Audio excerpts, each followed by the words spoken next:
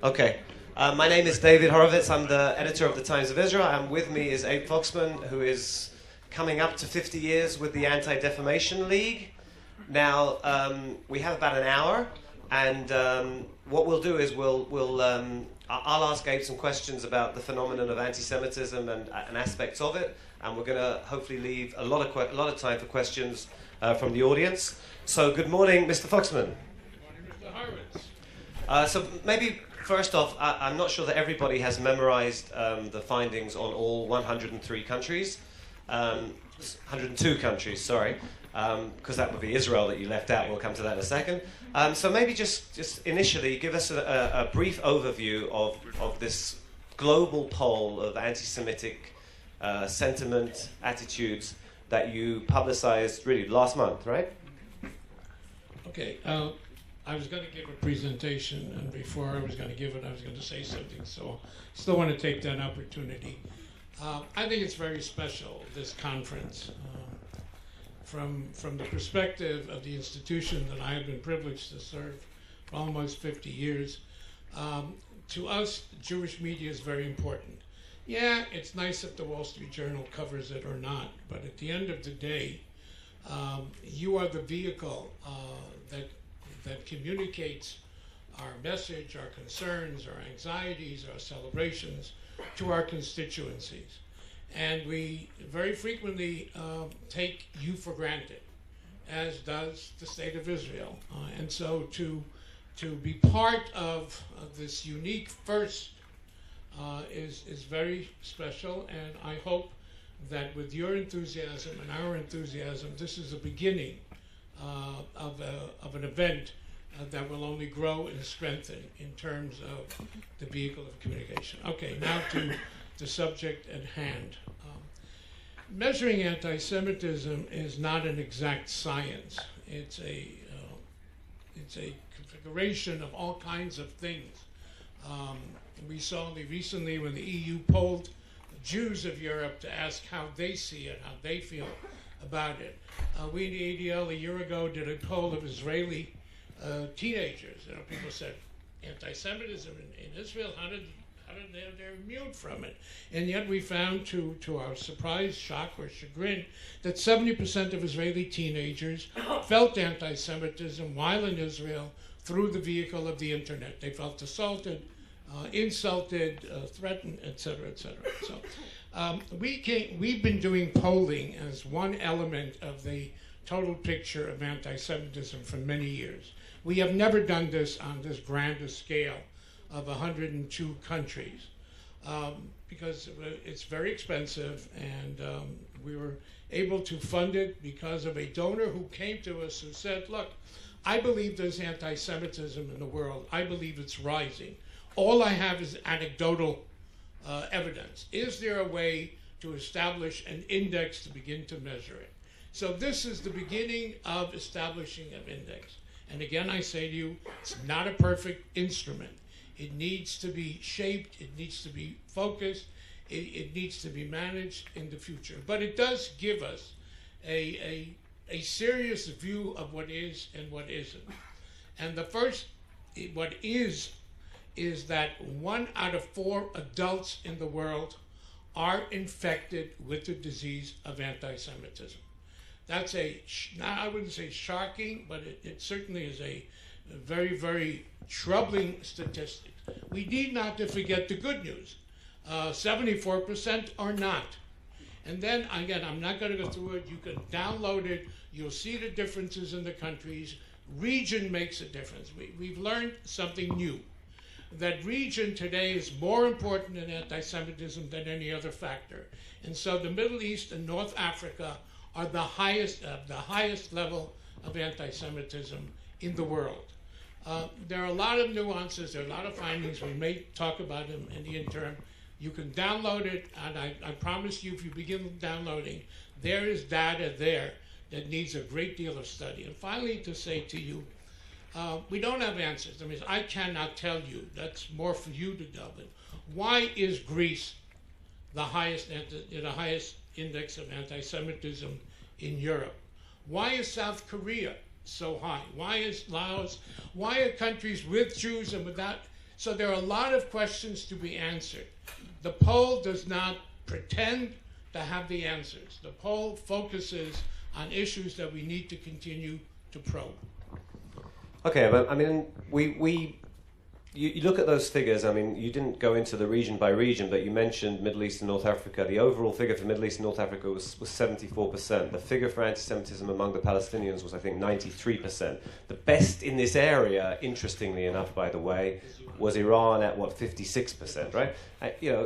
First of all, the criteria that you used, I wonder, if we all asked ourselves in this room, do you think that citizens of your country have a certain dual loyalty because of an identification with Israel? Do you think Jews have too much influence in business? Do you think Jews think that they're better than anybody else? I'm not sure how well we would do, to be honest, on the anti-Semitism scale. So how confident are you that the criteria that you used, there were 11 questions, right? And if you said yes to 6 of them, you're an anti-Semite.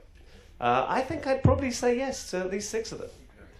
Okay, that's a very interesting, entertaining question, and we've been asked, so why don't you test the Jews? Why don't you test? So what? For what purpose? For entertainment?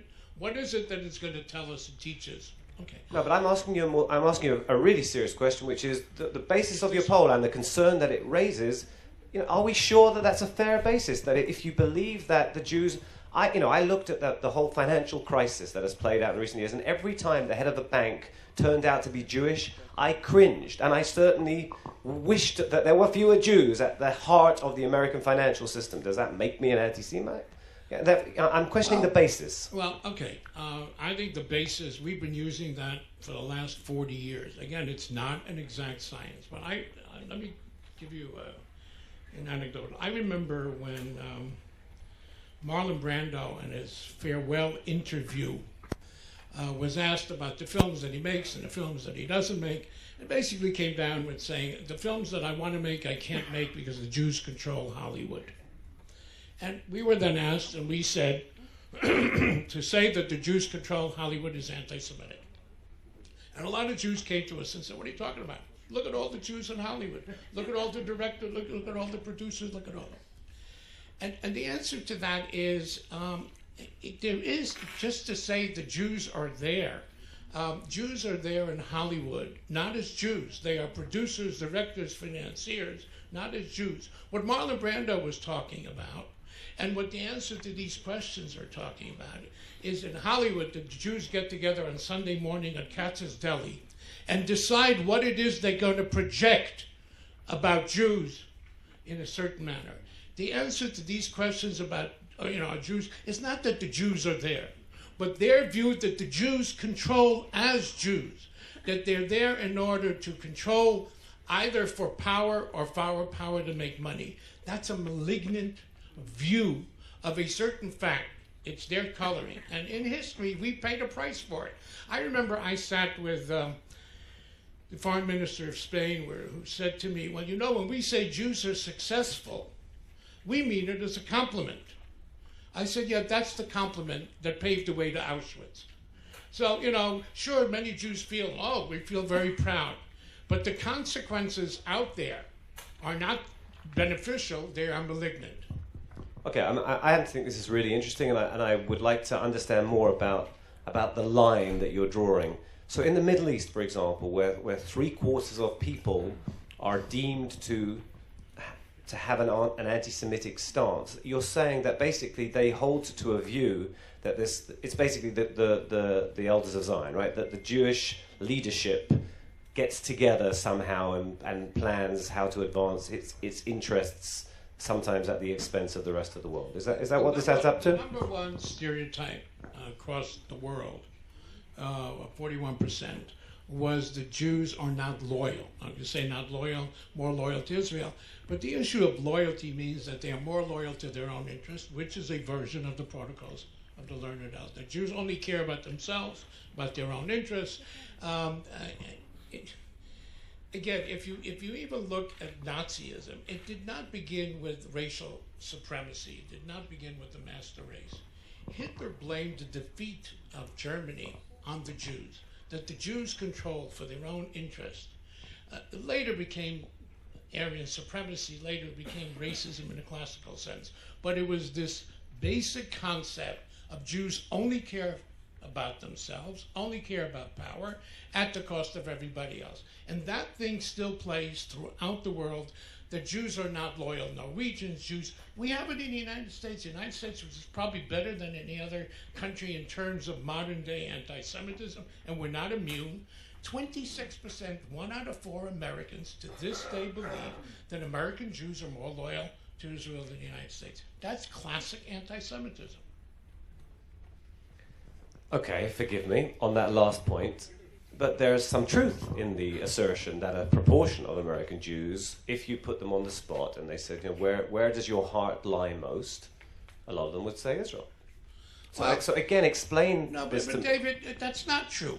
That's not true. During the last election, the issue, Israel played heavily in the election campaign. Some Jews pushed it, etc. And polls were taken by Pew and by Reuters. And the result was something that surprised many Jews. 4 to 5% of American Jews put Israel as a #1 issue. And the question is, Israel first is 4 to 5%. So where is this image by 1 out of 4 Americans, or almost 40% of the world? By the way, part of the world also believes that Jews control America, okay? And therefore it's foreign policy. That's a perversion. Listen, Italians feel good about their culture, their history. On Italian Day, they parade. There are more Italian restaurants and culture and music, and nobody says to them. So it is a classic stereotype which infects today the world. I want to go back to, people have said to us, you know, where do you cut this line to make somebody a Semite? You know, if you have people who believe in only 3 of the stereotypes, we have not called them an anti-Semite, 4, 5, 6. We've taken a low level. If it acts like a duck, quacks like a duck, looks like a duck, it's a duck. If you are a person who will say, Jews do this in all the classical terms, that's what they are, infected by anti-Semitism. The next question is, what will they do? Will they act? What will trigger them? That's another issue we have to consider. But unfortunately, we took a conservative measure of 6 out of 11. And, you know, it's very nice, entertaining. Look for yourself what you believe. Then put yourself in the shoes of the non-Jew and see where that fits.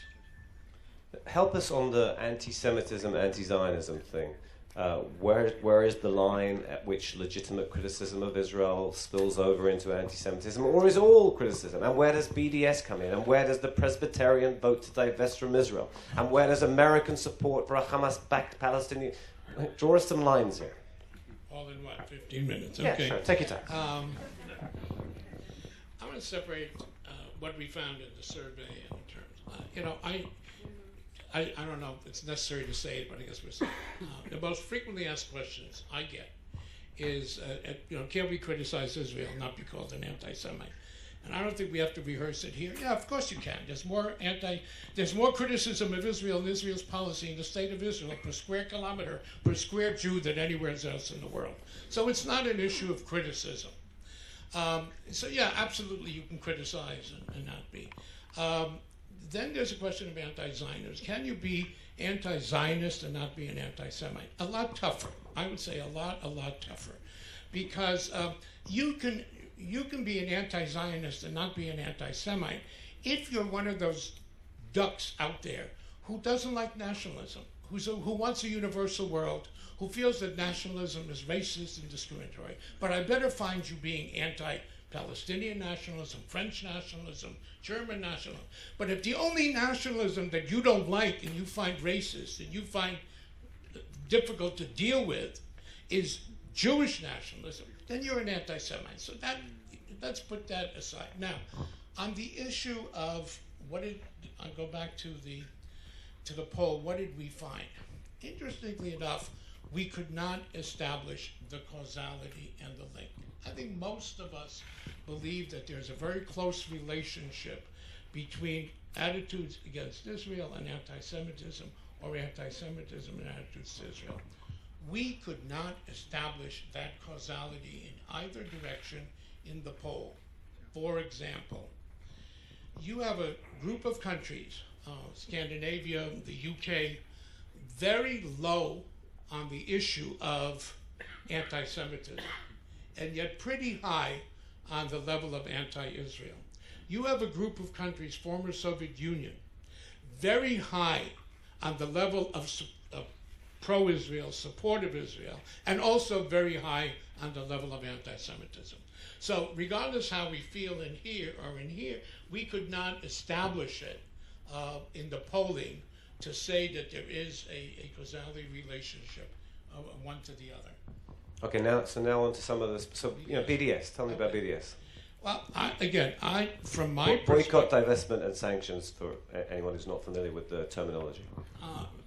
I set for myself my own test. You could set yourself your own test.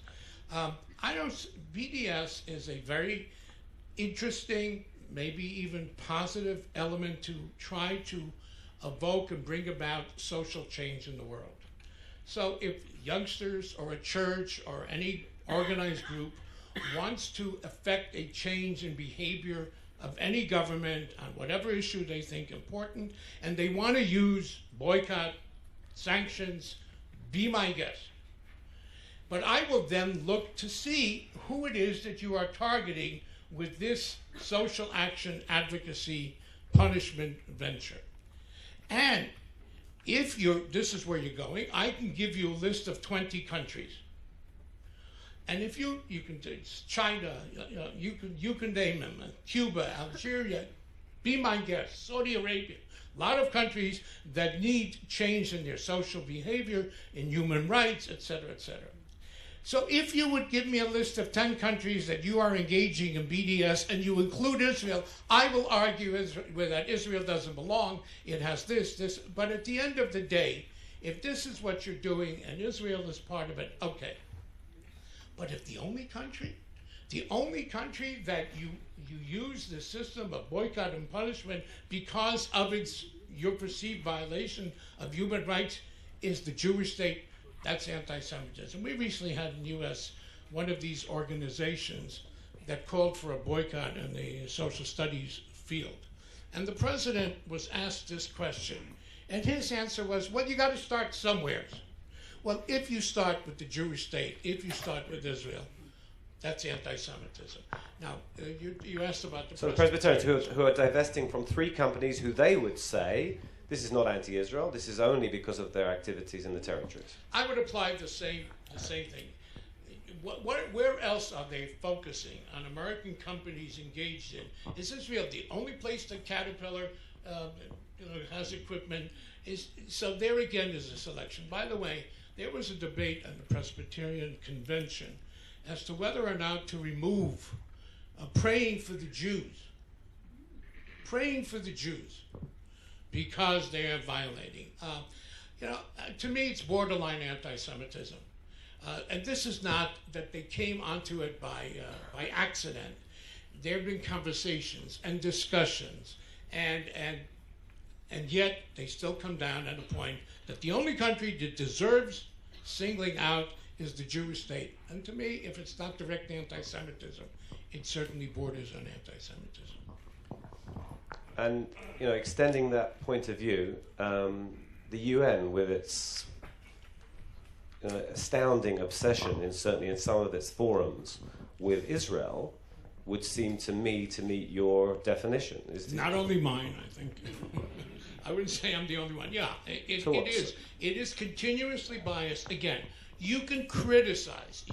There's no reason you cannot criticize. But when you look at the world today, and when you come into some of these entities, and on the agenda are 7 out of 20 issues, 10, 12 are issues relating to Israel, it is such a skewed bias that the only explanation you have is that it's a bias not based on politics, but it's a bias which is tinged with anti-Semitism. Okay, so for our headline here, you're saying the UN as an organization is tinged with anti-Semitism? The UN legitimizes anti-Semites to have a legitimate voice to express their anti-Semitism under the color of politics and debate and discussion. It facilitates it. Is Ban Ki-moon an anti? No. but the institution is such that it permits the continuous singling out of Israel with special standards, special criteria, special demands, to the point that it is always the pariah. It is always the country that needs repair and sanctioning. Okay, now you've been doing this for close to 50 years, and we grew up, I think most of us in this room, in a period where we at least wanted to believe, and I think after World War II there was a sense at least that maybe this oldest sickness was maybe gone, or certainly very deeply in remission. And now that seems to have been something of a blip. In other words, yes, anti-Semitism was less prevalent or less public for a few decades, and now seems to have exploded again. Is that your sense? Is it with us forever? Did it ever go away? David, I came into Jewish life in 1965. I think many of us then believed that anti-Semitism is a fact of history, something that we will use as a subject of teaching about future, about hate, about racism, about disrespect, etc. I don't think that 20 years after the Holocaust, any of us believed that it would be such a significant, serious, pernicious current event. I would say that today, anti-Semitism is worse than it's ever been since World War II. Be very careful. It's not like it was World War II. Absolutely not. But by every measure, whether it's incidents, whether it's political expediency, whether it's polling, it is today at a level that it hasn't been since World War II. The situation is different. Again, it's a Jewish state. There is an America, a different America, even though we're not always happy with its decisions vis-a-vis the Middle East. There are Jewish communities today, not only in the U.S., but throughout, who speak out and act. But if I did not believe, David, that we can change people's minds and hearts, I wouldn't go to work. And people have asked me, how can you go to work when it's still out there? I'm an optimist. Having survived the Shoah, when 1.5 million children perished, I don't have the right, the legitimacy to be a pessimist about Jewish life. So I'm an optimist. I believe that if we didn't act, if we didn't fight it, it would be worse. But if you ask me the philosophical question, will it always be with us? Yeah, I do believe, unfortunately, I do believe that throughout history, and if you're a student of history, there were always, it didn't really matter when, where, and who was in charge, and what were their political or economic needs. There was always the opportunity to single out the Jews. I recommend to you, you can download it for nothing today, is Mark Twain's essay in 1894 concerning the Jews. Mark Twain had a debt issue, so he went out on a speaking tour in Europe to raise money to pay off his debt. And wherever he went, he found anti-Semitism. Came home and he wrote an essay. And the essay basically said, it's this phenomena that he's finding. Wherever he goes, atheists hate Jews, religious people hate Jews, rich people hate Jews, poor people hate Jews, smart people hate Jews, dumb people hate Jews, etc., etc., etc. He wrote this in 1894. He came to his conclusion. You can all come to your conclusion. And that he said that people are jealous of Jewish success. Maybe we recently had a meeting in the ADL by one of the countries who had a high level of anti-Semitism. And the representatives of that country came and said, these are not negatives, but what you said earlier, these are positives. We want our citizens to be loyal to our country wherever they are in the world. So when we say Jews are loyal to their country, we think that's wonderful. We want to learn from you how to make money. This is something that's very positive. But for whatever reason, wherever it is, it will be with us. And therefore, to some extent, This is a wake-up call. It's a wake-up call for us that, with all the changes, and if you want, the technology changes are not our friend on this issue. The internet, which you can write books how wonderful it is, from our perspective, is a klala, is not a bracha, it's not a blessing to us, because the internet, which has destroyed privacy in the world, is about to destroy respect and civility. And there is less civility out there. And when there's less civility, we are the number one on the hit parade. We've always been. And so today, you can communicate anti-Semitism anonymously, globally, in nanoseconds, on that tablet, on that tube, which has become the Urim V'Tumim. This is where the truth comes from.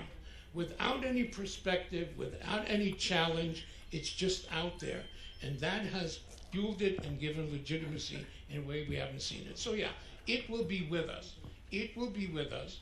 And therefore it's important to at least acknowledge and know that how serious it is, or it could be. Okay, I have a last question, and then we'll go to you guys. So we spoke a lot about the attitudes, but where do you see this manifesting itself most dangerously at the moment, anti-Semitism?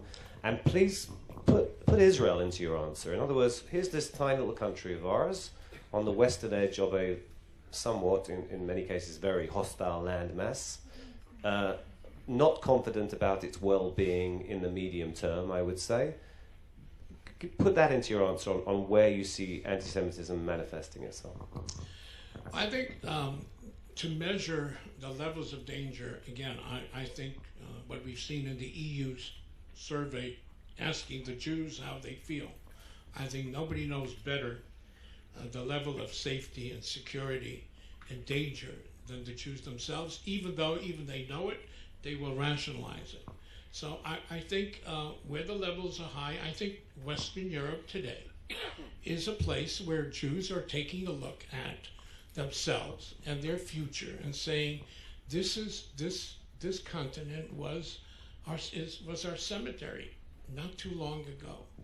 I live in the United States. How dare I tell any Jew anywhere in the world where he should or should not live? But if the new uniform of European traditional Jew is a baseball cap, and so if you don't wear a kippah today, you can recognize Jews in Western Europe. What, they wear a suit and a baseball hat. I was in Purim, I was in Berlin. It took me a while to find the synagogue. I passed the synagogue 3 times till I finally realized it was a synagogue.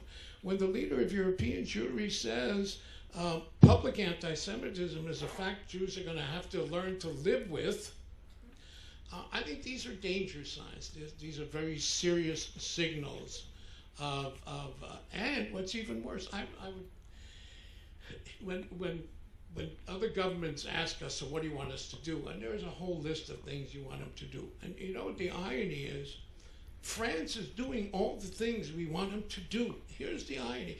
For many, many years, the problem with dealing with anti-Semitism, especially in Western Europe, was denial. That means from Chirac up and down, they said it doesn't exist, we're not anti-Semitic. And as long as they denied that it existed, they wouldn't do anything about it. Well, about 2001, 2002, 2003, the Europeans came to the realization, and all of a sudden you kept on hearing, yes, it is. And here's the irony. So France, who there is a moment even to measure, and that was the planned attack on the Jewish day school, which I think shook up Chirac, that he could have woken up in the morning with a situation where France was witness to the greatest killing of Jews since World War II. And all of a sudden things changed. How did they change? They set up a task force, Ministry of Interior, Ministry of Education, Ministry of Justice, to deal with anti-Semitism. They provided more security. They spoke out. They even invited the president of Israel to come down to Champs-Élysées. So if Israel was the issue, they did all the right things, and they're still doing them. They're speaking out, etc. And it's not getting less, it's getting more. And I think so that's a telltale sign. When you get the leadership to do all the things that you think needs to be done, and the ism still continues to rise, that's danger. I think Israel, when you come to Israel, we are in a hostile world. That our poll indicates that hostile world hates us as Jews. Okay? Now, whether it's because of the political difference that they teach more and more of hating us as by religion or not, yeah, it is a dangerous place for Jews. But I don't think it's because of anti-Semitism. I think it's because of that part of the world thinks we don't belong here. We're a different culture, a different religion. So how much of that smacks of anti-Semitism? Some of it. But Israel, I don't think Iran wants to wipe out Israel because we're Jews. I think Iran wants to wipe out Israel because it's a power, it's an entity that challenges there, et cetera, et cetera. So that's a comfort. Yeah, that's a great comfort, right. Why they want to kill it doesn't really matter at the end of the day. Look, I would push you very hard, but I want to turn so away. So there's microphones, which when I sort of point to you, try and make contact with the microphone. Lady with her hand up there. Yes. Or shout if you'd rather. Thank you. I am from France. I am journalist in a French Jewish newspaper called Actualité Juive, the first and the biggest one in France. And what you're talking about France, it is strange thing, because I will tell you that today we have two problems. One from the Muslim community who hates us, the trouble that we have with anti-Semitism. They are in the fight for Palestinian people, they would say. And the second one is the right extreme, like Front National, the trouble with Marine Le Pen. And today the new problem that we have, and we saw it in the last election for the city, is the new connection between far right and Muslim community. You know what I mean? There is new connection. That's Dieudonné, you know it, you hear about it. Dieudonné is close to Jean-Marie Le Pen. So for us, we have the twice trouble with it. And then... So ask a question, yeah? How to fight against How to it. fight. We have to have two different discourse, two different speech to say. Yeah, for a while there was this debate, is this the new anti-Semitism or the old anti-Semitism? The answer is yes. It's both the old and the new manifests itself in terms of extreme Muslim. You have to fight them each as if they're separate. You have to use the best means and ability, not to link them, but to fight the left with whatever works with the left and the right with whatever works with the right. Now, alliances are a lot more difficult. We're finding in Europe that some of the anti-Jewish sentiment is linked with anti-Muslim sentiment. That the xenophobia, which, the guy in Holland who was murdered for his anti-Islamic started as an anti-Semite. And, first he hated us, then they realized they're a greater danger, etc. And it becomes very difficult on issues of shchita or on issues of circumcision. We're the coalition. The attack is sometimes more on them, it impacts on us, and it's very difficult to make those, to come together in coalitions. Politically, it's becoming more difficult to stand up because some of the our enemies are also their enemies. But we have no choice but to make alliances where we can, to differentiate where we can. I think we have to be very, very careful in Europe not to join forces with the nativist, anti-Islamist, xenophobic forces who for the moment pretend to be our friends and our allies, because that will undo some of the alliances that we have. Yeah. Guy in the red shirt. My name is Maurice Sweer. I come from the Dutch Jewish Weekly, Nieuw Israelitisch Weekblad. And I have a question, Mr. Foxman. I remember a few years ago we had Heap magazine. There was Heap magazine in New York City. And it was a new publication that said, I interviewed Mrs. Jennifer Bleyer about her publication. She says, the best attack for anti-Semitism is to take the anti-Semitism from the anti-Semite, take it from him, and throw it back in the face. Which one of the things is to make, not only to say I'm afraid of anti-Semitism, but to make a joke sometimes out of it. And I was wondering, you had like a clash, I think I remember with Heap, you said, well, I don't like this style For example, in Heap, they make fun of, they make stories about, well, how funny stories about rich Jews in Miami, and well, all kind of stories. Some of the stories I thought were actually really funny. How do you look at it? Do you still think, do you still have the same stance that publications like Heap are bad for Jewish life? The simple answer is yes. And let me put it in a context. Many, many years ago, the United States witnessed a phenomenon, a program called All in the Family. I played in Europe, etc. It was a statement which said that our society has come of age, and we are now ready to laugh at prejudice, and therefore laughing at prejudice is a vehicle to undo prejudice. And we got into an argument with Goldmanson, I don't remember. And our position is the same one, basically, which I give to you vis-a-vis Heap, is it assumes a certain level of sophistication which doesn't exist. And what happened is Charlie Bunker, whatever his name, Archie Bunker. And what was actually happening in the different, Archie Bunker became a folk hero. And people were not laughing at him, they were laughing with him. And the fools on the program were his Jewish son-in-law and his naive wife. These were all anti-discrimination figures. And so this assumption that we are such a sophisticated people today, that we've grown up, that we can laugh at prejudice, we're not there yet. There was another issue with the comedian who did the movie on... Borat? Yeah, Borat. And I had an argument with Borat. Okay. But Sasha, and he says, can't you laugh? I said, yeah, I can laugh. But you know what?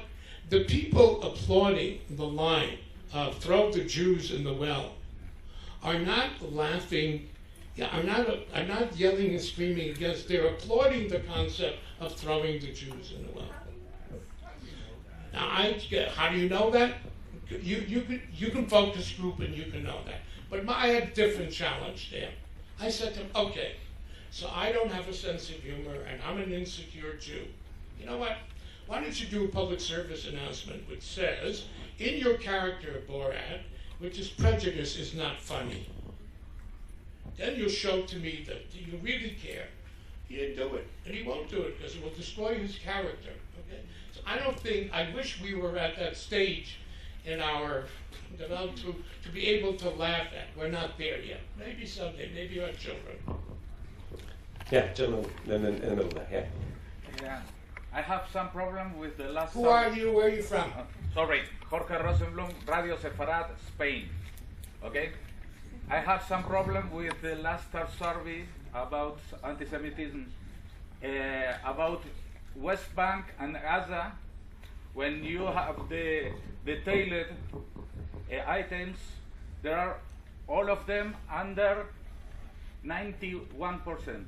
And the general is 93%. This is the first. The second one, in 211, it was a survey about Western Europe anti-Semitism. The percent for Spain was the double of actual data. How can you explain that? Well, okay, I'm not sure I understand the first question. When you say actual data, I don't know what that means. There were other polls, is basically what you're saying. The first part of the question, if I understand it, is the West Bank and Gaza, you say were 91%, and yet when you put them together it came to 93%? Yeah. So I don't know. I don't know either, I'll take a look. No, but nobody knows. Okay. You know what? I met with the head of state recently, who was very upset at the high figure, which was 69%. And I said to him, tell me, would you be happy at 49%? Okay, so it's That's not not the 93%. point. That's not the point. The point is accuracy. Fine. I know, okay, so you'll go back to on that. Fine, good. Now, I will tell you on when you say the actual, we have in the past, because we've dealt with European polling for the last 20 years, and there have been countries who have come to us and said, it's not right, it's not fair, you only take a small sample, etc. And our challenge has been fine, okay? You want to, we do 520, which is whatever. You want to do 5,000? Let's do together a poll of 5,000. You don't like our questions? Fine. We'll use our questions and you add your questions. In truth is, no government has ever taken us up except to say your poll is inaccurate. I know in Spain you've taken polls. Okay, I'm ready tomorrow to sit down with the community, etc., and come up with a joint poll. But no, both surveys was from the ADL, right. But the difference is 56% in the year 11, and now 28%. So it's gotten better. Do you really believe that? I think 28% is pretty bad. So I know. Yes, but something is not going good in No, presumably, presumably the questions were not the same in the two polls. Am I right? Yes. We only had 4 Big questions in the previous poll. We had 11 in this. Okay. Yeah. I would like to ask you a question about... Introduce yourself, please. Sorry. I'm Mr. Kagan. I'm the founder of the Israel Silence Info, which is an innovation and high-tech magazine over Israel. My question concerns the jihadists coming back from Syria, from Afghanistan. What would the Anti-Defamation League should suggest to the governments of the Western Europe? Should they close their frontiers to those people coming back? They are more than a threat because they killed twice. They killed once in Toulouse, children and people, and they killed also in Belgium. And nothing is done by the French government. Okay. Your recommendation is institutions such as us should insist, recommend, advocate that the French government bar the return of their citizens who have engaged in activities in Syria. Okay, I think it's legitimate. I think the Jewish community should lead in that request, and if you're reaching out to us, I think we need to examine, is it legal, can it be done? But it's certainly a legitimate suggestion in terms of what can be done in France. But I'm not sure that they bring the anti-Semitism, they bring violence. They bring death, but okay, fine. Please. Introduce yourself, please. Yes, Moderator, Dutch Jewish broadcaster. In how far your figures are being criticized as being presented by a Jewish organization? Criticized outside because it's a Jewish group that's done them. But actually very little, because the poll was done by polling organizations locally in Holland, in France, not by the ADL. It was not presented by the ADL, etc. And the fact that we bring out the result, I don't recall one criticism that came based on the fact that we're a Jewish organization. I guess I shouldn't be one. We're around for 100 years. We have a certain level of credibility. We also deal with prejudice against others, etc. So no, it has not played as a complaint. So. Yeah, Alex Brummer from the Daily Mail in London. I drew a different lesson from your poll, which was that there seems to be a strong parallel, and Greece is a good example of this, between economic desolation and problems and the high level of anti-Semitism. So in Greece, for instance, there's youth unemployment of 75%, and your poll came out topping Greece. And if you look right across the countries you looked at, from Hungary through to Spain and the other countries, including France, where there was a high level of economic dislocation, there's this high level of anti-Semitism. So the fault for the problem doesn't lie, it lies perhaps in the governments of those individual countries, but it also lies in the European Union itself and the euro, in the failure to address those underlying fundamental problems which the euro has caused. Yeah, okay, fine, but therefore why is it our fault? And I will tell you that but I'm saying, I'm just, okay, so we found one of the significant factors that enhance anti-Semitism, and in a way you're probably more correct in Greece than you're aware of, because in the media for about a year or two, the Jewish issue played. How many Jews had bank accounts? Who were Jewish in World Bank, IMF, etc. So the focus was, yes, we have an economic crisis. Do you want to know who's... So it played heavily. And there's no question that the height of that statistic is because of the high level of economic instability, pain, unemployment, and someone who has made it their business to focus the blame away from themselves to us. Yeah. I'm Erica Lyons. I'm from Hong Kong, and actually I was a Steinberg Glass fellow years ago. So my question is really about sort of a cultural bias, how you handle the cultural bias, because I think there's definitely a European, sort of American cultural bias with some of the questions. So I can go through a lot of the countries in my region, but I'd like to focus on China to start specifically. And the first question about are Jews more loyal to Israel than they are to the country they live in or the country that they're from.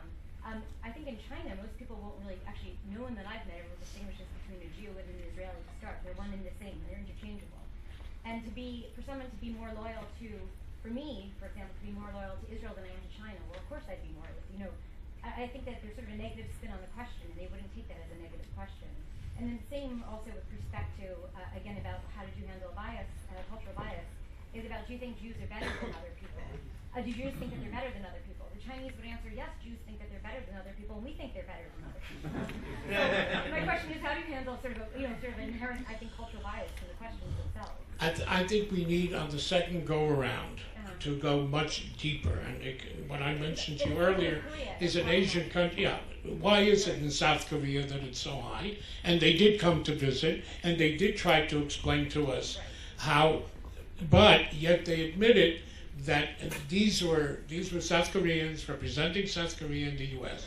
who also understand the cultural differences, and at the end of the day said to us, but we understand why you would feel that this is prejudice. I think for the same reason South Koreans would answer these questions the same way that Chinese would answer it as well.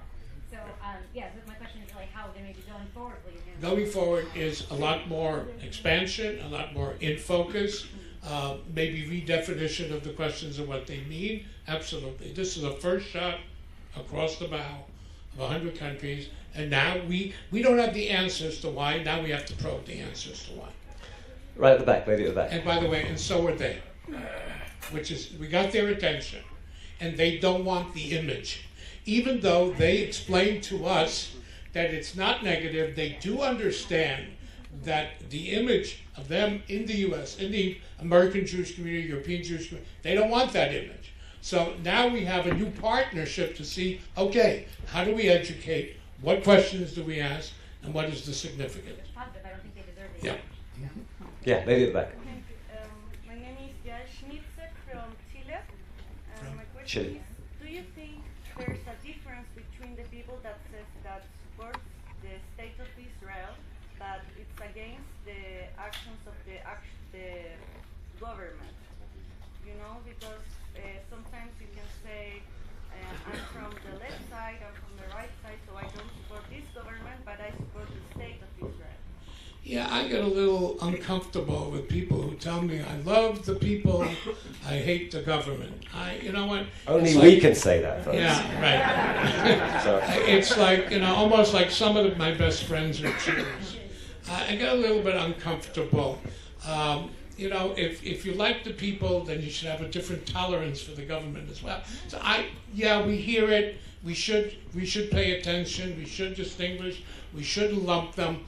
But my antenna perk up when somebody begins their criticism by saying, the people I love, but the government I hate. And I want to know, how do you feel about your own government? How do you feel about other governments? Do you love the people of Saudi Arabia? And I don't know. And it's the only distinction you make is about Israel and the Jewish people. That's the only dichotomy, but nowhere else. Again, I ask my question, what's the real motivation? It's also, people, when you get to the area of journalists, one of my rules is if somebody criticizes, I also look to see whether, if they're a journalist for 20 years, is there anything in the Israel experience that they have ever found worthwhile to write about? And if the only thing that they've ever written about is, setting their own standards for Israel, at the end of the day, that's not legitimate criticism. It's an expression of their bias. Just behind the cameraman there was somebody in a green shirt, had his hand up, or her hand up. Yes. You're clutching your chest, tapping your badge. Yes.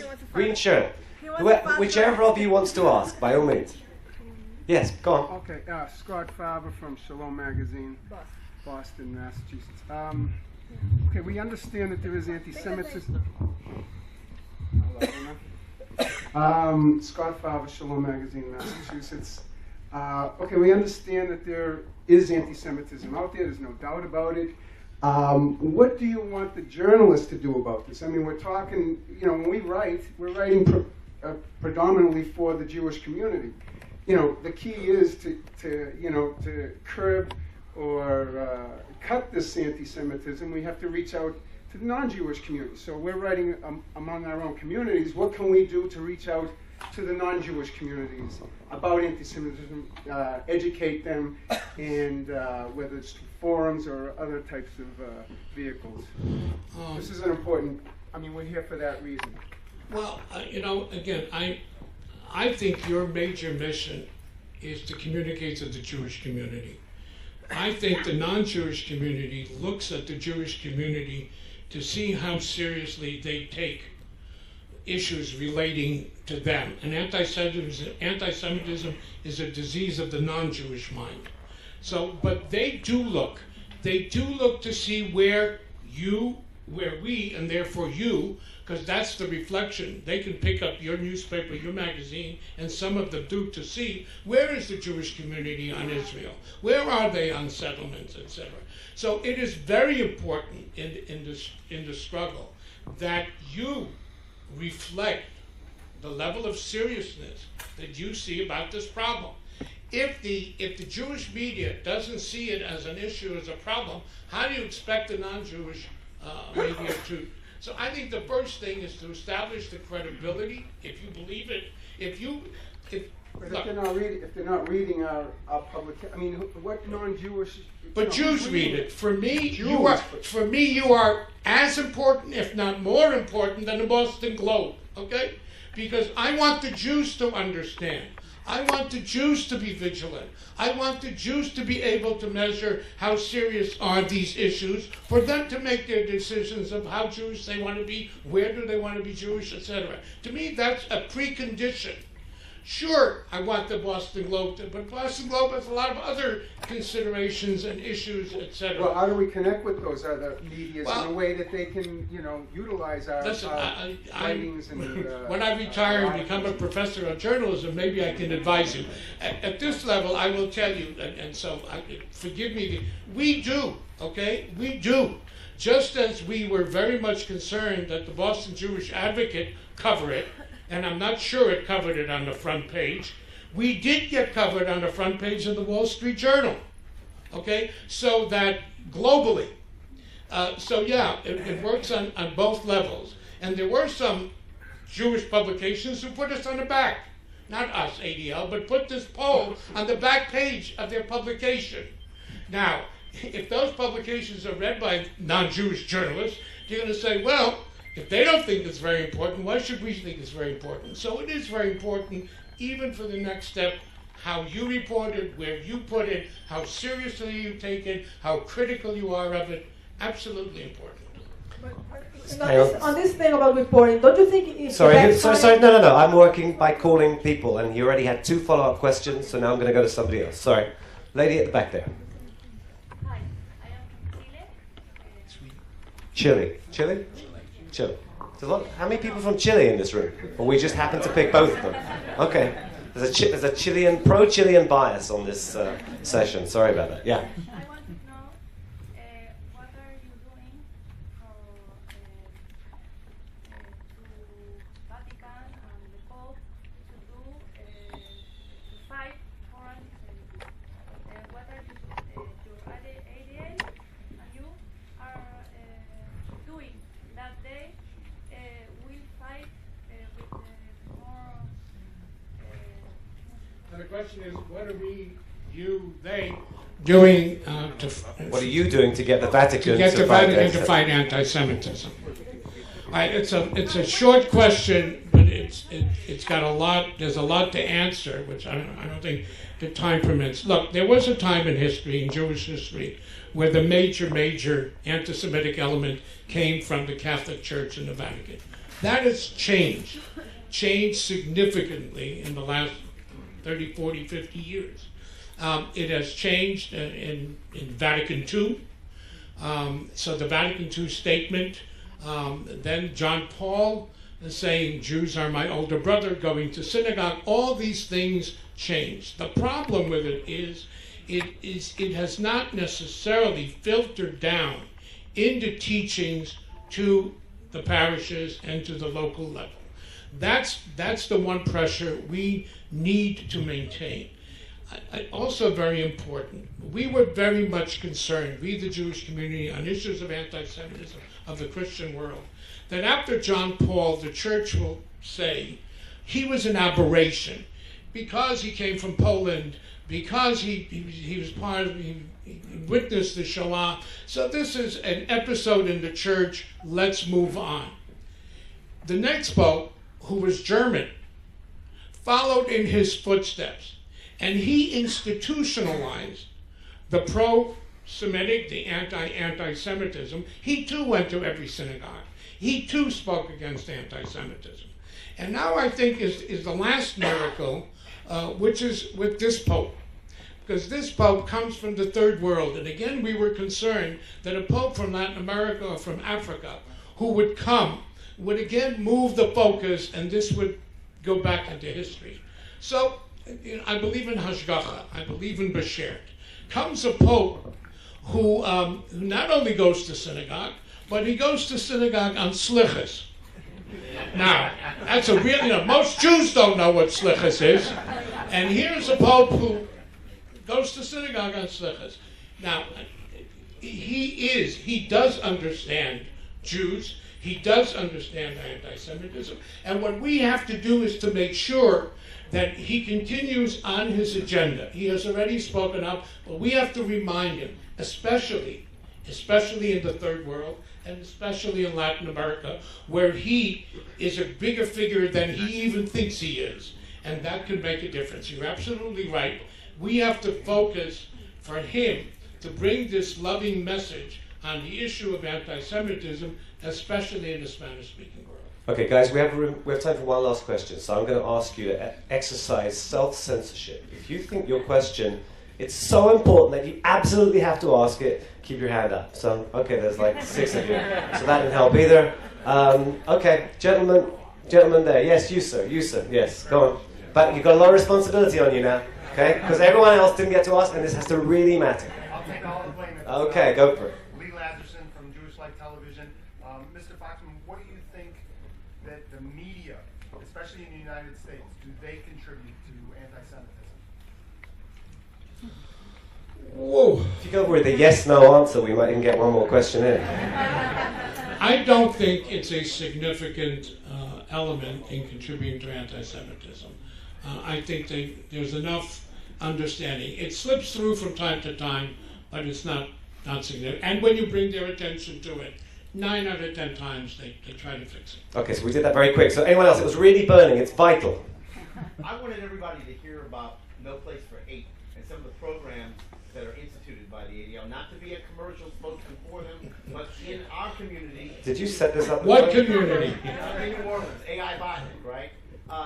We have a significant number of people who are from the Christian community who come in on our Yom HaShoah program and are witness to the great work that they do, the diplomats that go to Washington, etc. Well, I didn't hear a question there. Thank you. I don't hear a question, but the question is, what do you do about it? And one of the things that you just heard is you educate. I don't believe that we have an option to ignore it, and even if it's going to repeat, there are techniques, methods, approaches to educate and educate and educate. Okay. And that's just one of them. One last burning. Okay, yes. You've come all the way from Mexico. I wanted to ask you, what do you think is better when a journalist finds a case of anti-Semitism?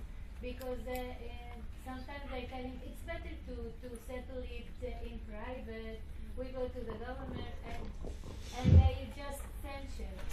They censorship for that anti-Semitic event that the journalist finds. What do you think about that? It's a very serious, pragmatic and philosophical question, and that is, what serves our cause, the Jewish people, justice, freedom, decency better.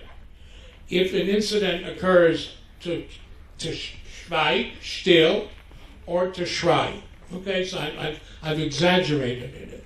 I will speak to you from my own personal, and that is, if I'm to be guilty of anything in my epitaph, it's that I don't want to be guilty that I shrank, that I did not speak out. I don't think we have the luxury to play that sophisticated game.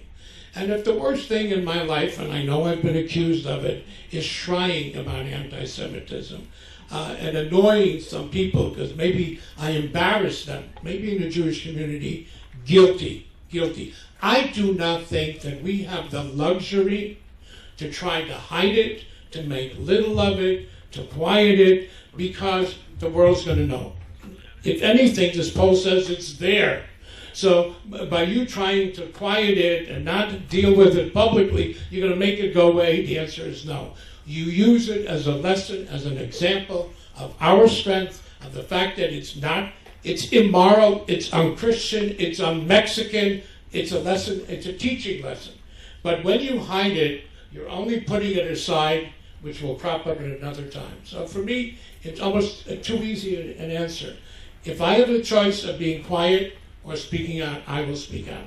Okay, everybody, thank you. It's a good place to end. Thank you for speaking out. Thank you, Abe Foxman. Thank you, everybody.